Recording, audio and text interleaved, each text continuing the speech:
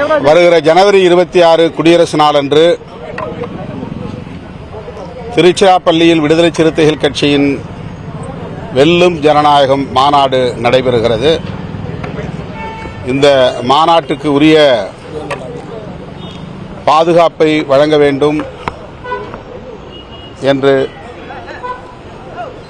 காவல்துறை தலைமை இயக்குனர் அவர்களை சந்தித்து மனு கொடுத்திருக்கிறோம். அது மட்டுமில்லாமல் சென்னையிலிருந்தும் மதுரையிலிருந்தும் தஞ்சையிலிருந்தும்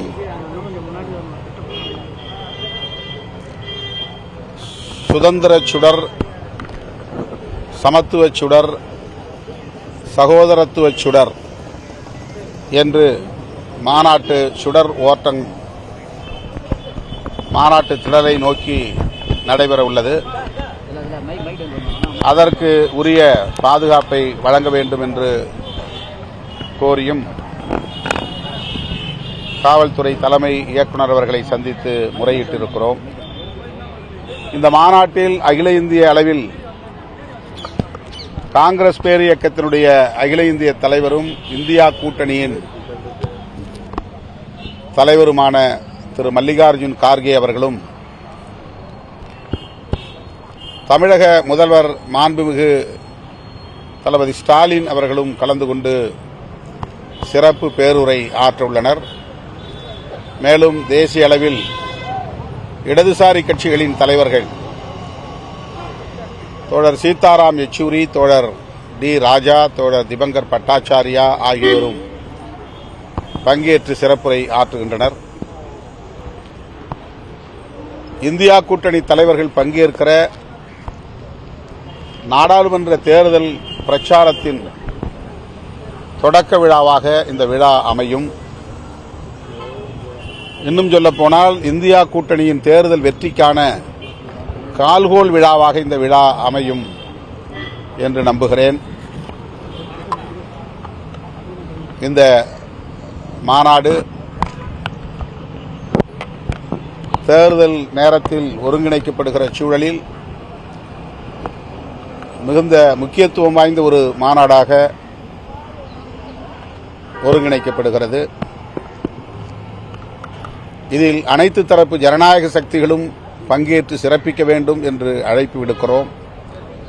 நாட்டுக்கு பெரும் நெருக்கடி ஏற்பட்டிருக்கிறது. மக்களின் அடிப்படை பிரச்சனைகளை எல்லாம் விட்டுவிட்டு அதிலிருந்து முற்றாக மக்களை மடைமாற்றம் செய்யக்கூடிய வகையில்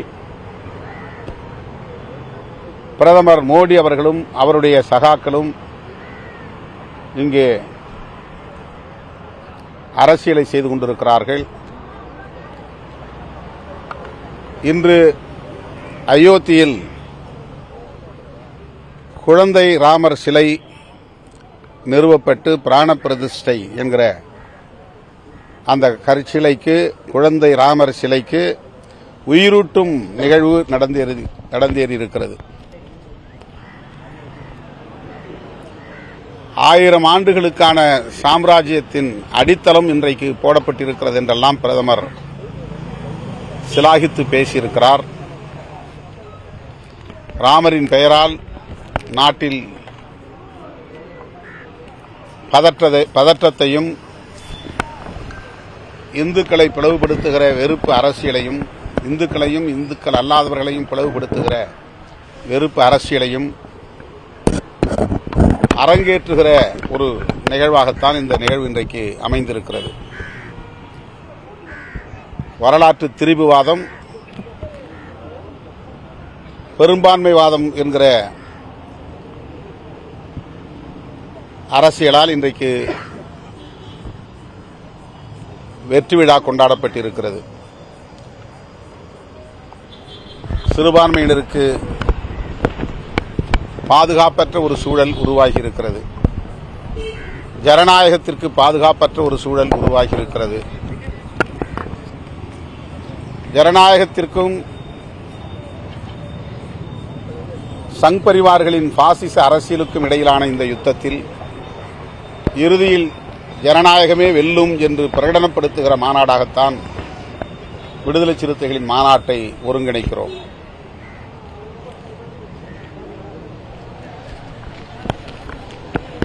குறிப்பாக உழைக்கும் இந்து மக்கள் கவனமாக இருக்க வேண்டும்.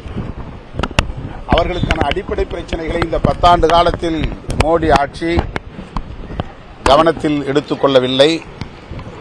குறிப்பாக அவர்களுக்கான வேலைவாய்ப்பை உறுதிப்படுத்துவது, பொருளாதார தன்னிறைவை உறுதிப்படுத்துவது, சுகாதாரம், மருத்துவம் போன்றவற்றை தடையின்றி வழங்குவது, அனைவருக்கும் மனை வீடு வழங்குவதற்கான எந்த முயற்சியிலும் போன்ற எவற்றிலும் அவர்கள் கவனம் செலுத்தவில்லை. இந்த 10 ஆண்டு காலத்தில் அவர்கள் திரும்ப திரும்ப பேசி வருகிற அரசியல் ஜெய் ஸ்ரீராம் என்பது மட்டும்தான். கார்ப்பரேட்டுகள் ஒரு சிலர் வளர்ச்சியடைவதற்கு, குறிப்பாக அதானி, அம்பானி போன்றவர்கள் வளர்ச்சி பெறுவதற்கும், அவர்கள் பாதுகாப்பாக வாழ்வதற்கும் தான் மோடி ஆட்சி 10 ஆண்டு காலம் நடந்தேறி இருக்கிறது. சாதாரண அப்பாவி உழைக்கும் இந்து மக்கள் அனைத்து வகையிலும் பாதிக்கப்பட்டிருக்கிறார்கள். அவர்களுக்கான கல்வி, வேலைவாய்ப்பு, பொருளாதார வளம், விவசாய பாதுகாப்பு போன்ற எவற்றிலுமே மோடி அரசு கவனம் செலுத்தவில்லை.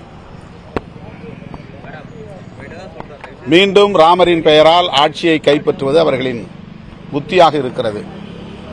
அயோத்தியில் நடந்தேறியிருப்பது ஒரு ஆன்மீக விழா அல்ல, அரசியல் விழா. அயோத்தியில் நடந்திருப்பது பிராண பிரதிஷ்டை என்பதை விட பிஜேபி ஆட்சி மீண்டும் மலர்வதற்கான தேர்தல் பரப்புரை என்றுதான் கருத வேண்டியிருக்கிறது. எல்லா ஊர்களிலும் இவர்களே கட்டாயப்படுத்தி கோவில்களிலெல்லாம் அதை ஒளிபரப்ப வேண்டும், LED திரை வைக்க வேண்டும் என்று இந்த விழாவையே ஒரு அரசியல் பரப்புரையாக மாற்றியிருக்கிறார்கள். காஞ்சி காமாட்சி அம்மன் கோவிலில் LED திரை வைக்கக்கூடாது என்று அரசு அல்லது காவல்துறை எந்த தடையும் விதிக்கவில்லை. ஆனால் பிரதமரோடு அயோத்திக்கு போகாமல் தமிழ்நாட்டுக்கு வந்து நிர்மலா சீதாராமன் உட்கார்ந்து கொண்டு அரசியல் பேசுகிறார், வதந்தியை பரப்புகிறார். திமுக அரசுக்கு எதிராக, தமிழ்நாடு அரசுக்கு எதிராக வதந்தியை பரப்புகிற அரசியலை செய்து வருகிறார்கள். அண்ணாமலையும் அதைத்தான் செய்கிறார், நிர்மலா சீதாராமனும் அதைத்தான் செய்கிறார்கள். அதைவிட அவர்கள் இருவரையும் தாண்டி வடிகட்டிய RSS தொண்டராக RN ரவி அவர்கள் கோதண்டராமர் கோவிலில் திமுக அரசின் ஒடுக்குமுறை நிலவுகிறது, அங்குள்ளவர்கள் அச்சத்தால் பாதிக்கப்பட்டிருக்கிறார்கள் என்றெல்லாம் கதை அளந்திருக்கிறார். அங்கு பூஜாரிகளாக வேலை செய்யக்கூடியவர்களே அதை மறுதளித்திருக்கிறார்கள். அப்படி எதுவும் இங்கே இல்லை, யாரும் எந்த அடக்குமுறையும் செய்யவில்லை என்று. ஆகவே தமிழ்நாட்டையும் அவர்கள் குறிவைத்திருக்கிறார்கள். ஒட்டுமொத்த தேசத்தையும் மதவெறி அரசியலில் ஈடுபட வைத்திருக்கிறார்கள். இவ்வாறான சூழலில் அப்பாவி உழைக்கும் இந்து சமூகத்தை சார்ந்த மக்கள் மிகுந்த கவனமாக இருக்க வேண்டும். 10 ஆண்டுகளில் சாதித்ததை என்ன என்று மதிப்பீடு செய்து பார்க்க வேண்டும். பிஜேபி மீண்டும் ஆட்சிக்கு வருவது இந்து சமூகத்தினருக்கு பாதுகாப்பானது இல்லை என்பதை இந்த நாளில் விடுதலை சிறுத்தைகள் கட்சி சுட்டிக்காட்ட விரும்புகிறது. அதை அரசியல் பூர்வமாக, அதிகாரப்பூர்வமாக அறிவிக்கிற ஒரு மகத்தான நிகழ்வாகத்தான் விடுதலை சிறுத்தைகளின் மாநாடு நடைபெறுகிறது.